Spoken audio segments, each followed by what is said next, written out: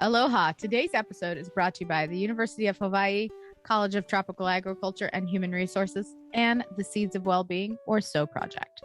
This podcast is supported by the Farm and Ranch Stress Assistance Network, grant from the U.S. Department of Agriculture, National Institute of Food and Agriculture, and the Hawaii Department of Agriculture. Aloha, welcome everyone to the SOW podcast, aimed to provide educational support, information, guidance, and outreach to farmers, ranchers, and our allied agriculture producers in Hawaii. We are your hosts, Mele Oshiro and Shannon Sand. And today we're going to be talking about the COVID-19 Agricultural Needs Assessment that was conducted by Emilie Kirk and her team. Emilie is the Sustainable and Organic Agricultural Extension Agent based in Kauai County, and she's also part of the SOW Project team. So thank you, Emilie, for joining us today. Yes, thank you for joining us, Emilie. Can you tell us a little bit about your background and kind of how you came about like your current position? Just so we kind of get some information of where you're from and like how you came to be here. Sure. Yeah. Aloha. And thank you both so much for having me on today.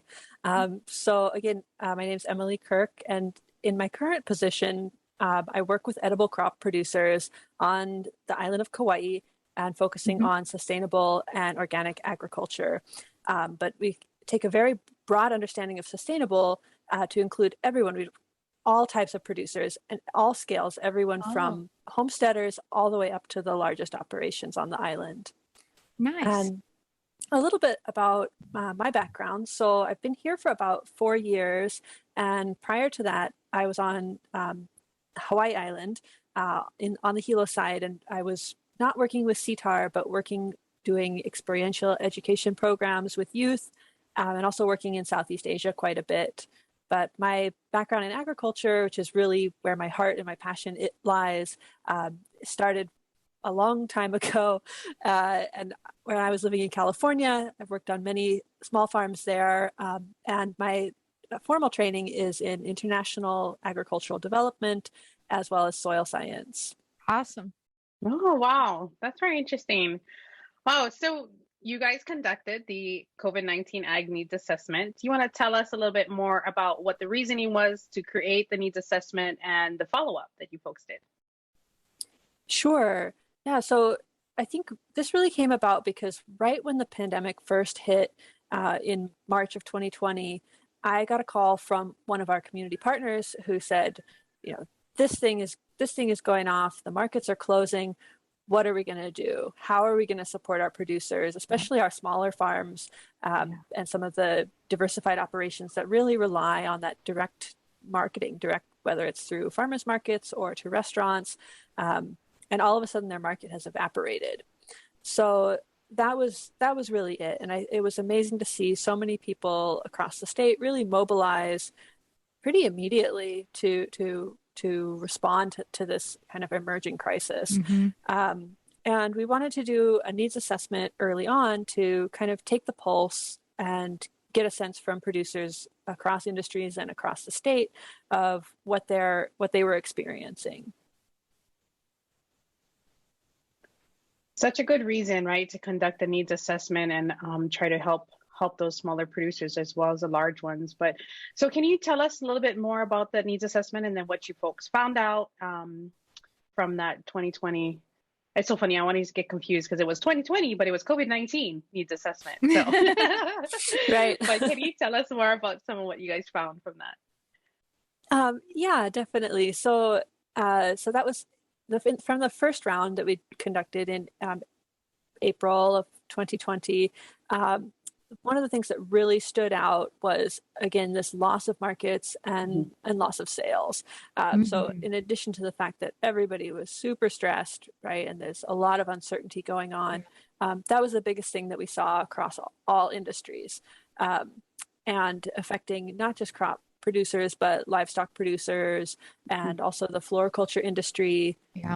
And here in Hawaii, I think a lot of our market is so connected to tourism that as soon as the tourists stopped coming, which those numbers dropped immediately and almost to zero. We had like over a 99% loss in just a matter of days. So So then you think about things like weddings and events and floral displays. So we had even the floriculture industries reporting that they had all of these events canceled, all of these large things that they depend on, you know, and it's April, it's coming up to Mother's Day, it's coming up to the big wedding season. And then all of a sudden that evaporates. So, and then there's then there's all of the kind of knock-on effects from that, right? Stress. Am I going to be able to pay my bills? Am I going to be able to pay my workers? Am I able to make my lease? Am I able to, you know, be able to maintain the crops and the animals that are in the ground and growing right now? And it was just an incredibly difficult situation. Yeah. I think there were a lot of people basically said all of those things. So, yeah. And with the livestock industry too, it was the loss of markets, but you still had your animals. What do you do with all the product, right? And even with the other, you know, farmers and producers still, what do you do with all the product now? You still have plants in the ground that need to be harvested. You have animals that are ready to go to market, you know, and no market to send them to. So yeah. And right off the bat, we had a lot of shipping issues, whether it was getting animals or produce or like floriculture plants like out, like, because it just literally shut down for several months. I mean, it was a big thing. The fact that ag is still here, I'm really grateful for that. Everybody was able to like figure out a way to like pivot a lot. So I think that speaks a lot to the producers here. So definitely.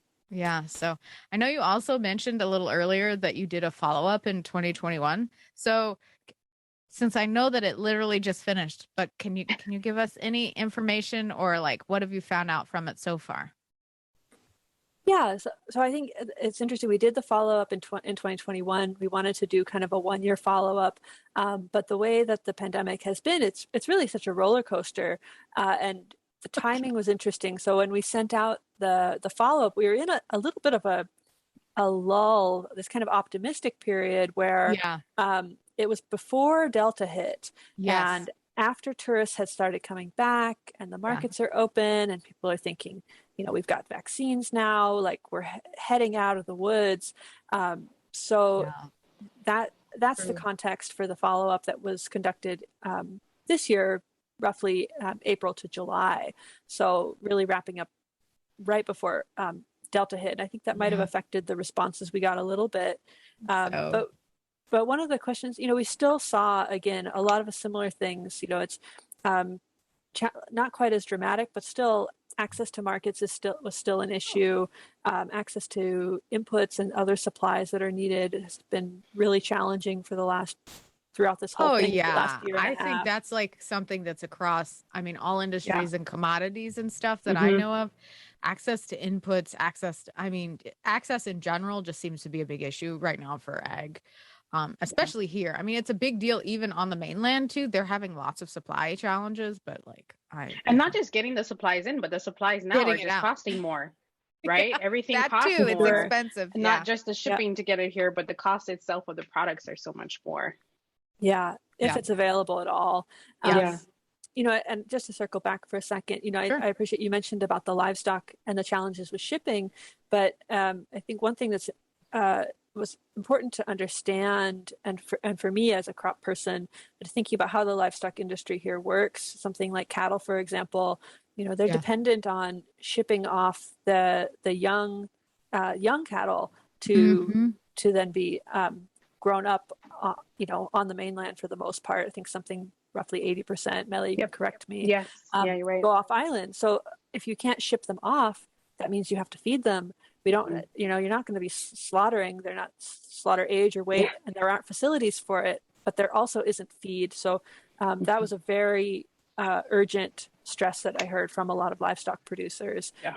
So it's sourcing inputs, things like seed, fertilizer, you know, for our crop folks, but also just the real lack of livestock feed was an issue here. That was definitely a big issue. And even for some of the hog producers, you know, finding some alternative sources, a lot of them sourced material and feed resources from the restaurants and they didn't have that, so shutting down. So that is still a big thing, I think, because not, even though some have opened back up, they're not in the capacity of what they used to be. So so they don't have that, that, what do you call, I guess, scrap or, all those other resources for them. So. But I do think that the industries did a good job pulling together, because I think of Absolutely. in terms of the pork industry, at least here on Big Island, and I think I want to say like Oahu and a couple other places. I know like the papaya growers, because they couldn't export at the time, they were able to like help supplement like the livestock industry in terms of feed and stuff and support. And some of the mac nut growers did that as well. So I really think that like the ag industry in Hawaii is really amazing, just in terms of like their ability to pull together in an emergency situation and help everybody out. Definitely. So resilient. And it has been amazing. I think that's, one of the, if there is a silver lining, kind of to see really the folks in the community here come together and support each other so much. And as they have a lot of experience doing also, right, with natural disasters and other things. Remembering that we're kind of out here in the middle of the ocean. It's just us, right, at the end of the day. So we got to pull together and support each other.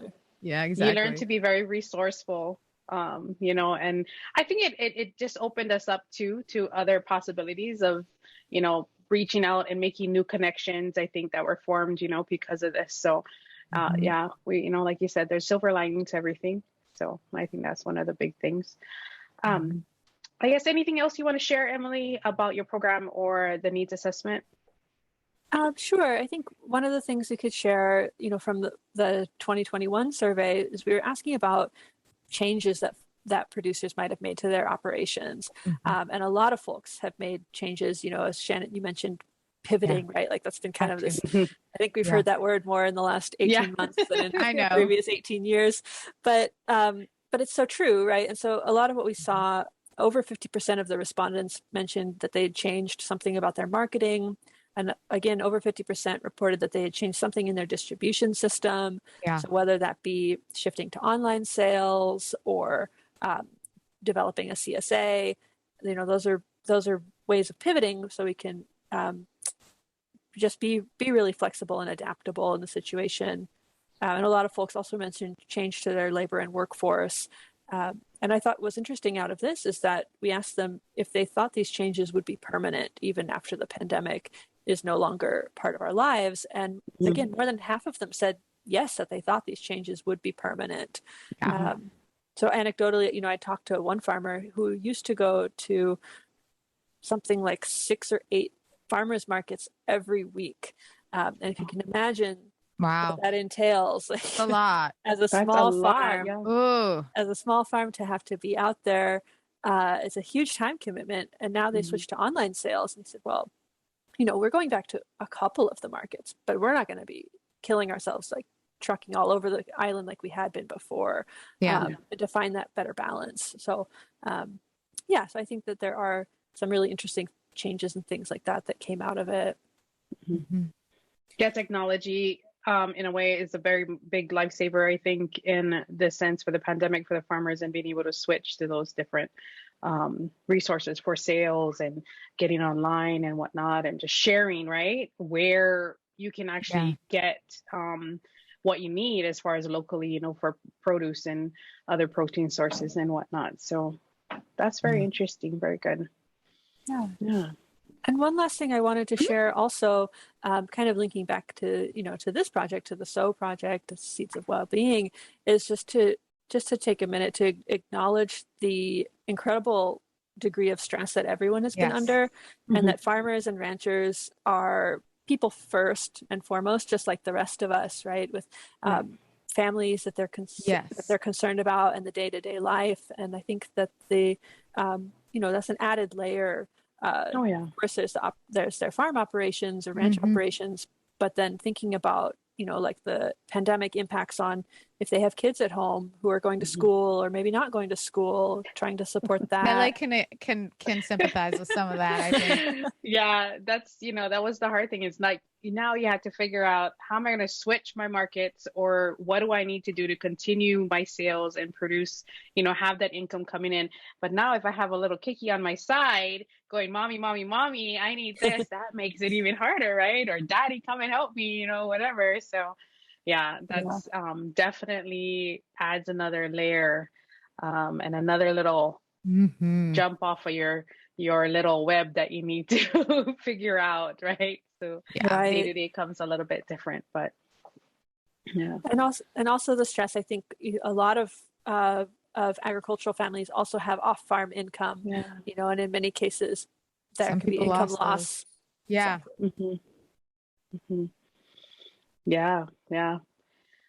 Wow. Well, it was very important, that survey that you did, and I think provided ourselves, the other extension agents, look back at that information and whatnot, and be able to produce some programs to help. So thank you, Emilie, for coordinating all that. I know Shannon was on your team as well, getting all of that together. So thank you guys for doing that, and thank you so much, Emilie, for being here today to share with us about the needs assessment, and being on the show and coming to talk story with Shannon and I.